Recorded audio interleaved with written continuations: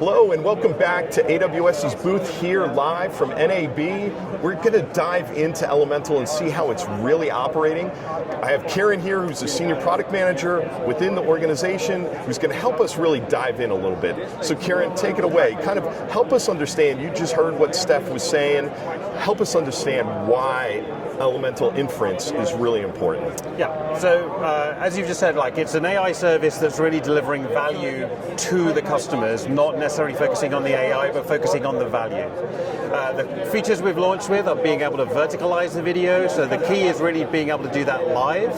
And one of the other ones is being able to identify key moments, so that's really pushing that kind of mobile first or social media platform first kind of viewing experience. So not only are we letting the customers be able to take their landscape content, have it live on a vertical platform, but very quickly turn around key moments that then can be sent to the vertical platforms and social media platforms within minutes of those key moments happening. So getting it out quickly and getting it out onto the platforms themselves. Yeah, and I mean, I think that when you start to look at it, that is where the consumption, we were talking with Steph about how Gen Z is 88% of Gen Z is using verticalized, and that's how they're really consuming things. I mean, again, the interface being able to go and do that live so people can see and follow and track what they're doing must be a lot of stuff that goes into that, and the key seems to be the live part of that as well. So essentially what the service does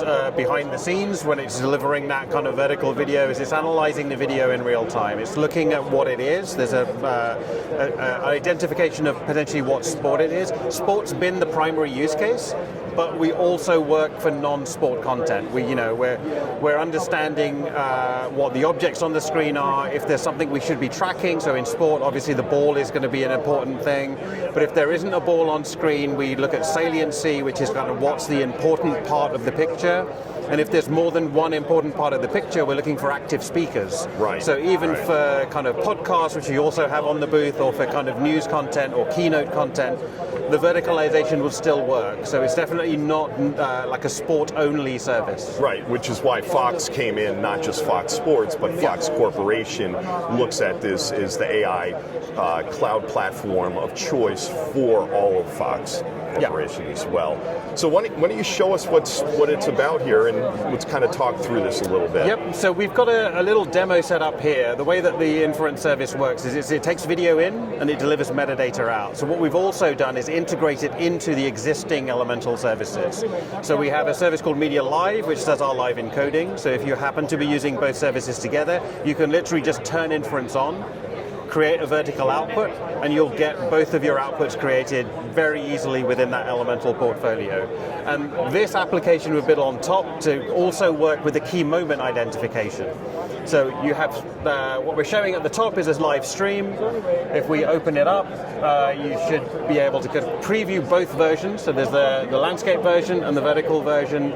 We can have a quick play and it will show that the vertical version will be following the ball when the ball is in play. And then I'll take this away, and at the bottom of the screen what we're showing is the metadata that's coming out of inference about the key moments.